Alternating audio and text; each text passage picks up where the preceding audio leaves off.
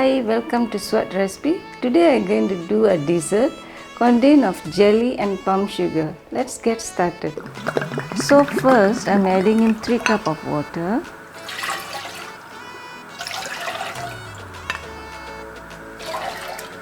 And then putting in pandan leaf followed by palm sugar, little salt and cardamom powder.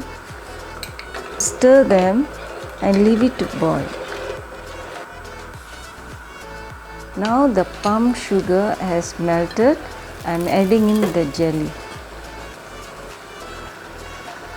Let this jelly melt well into it.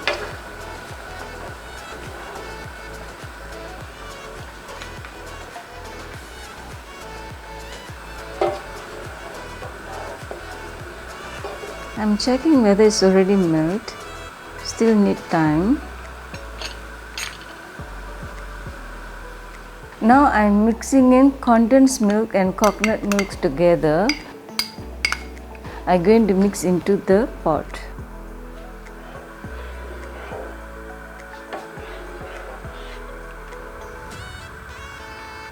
Now I am removing the pandan leaves and leave it to boil 10 seconds. Off the flame and I am going to pour it into a glassware.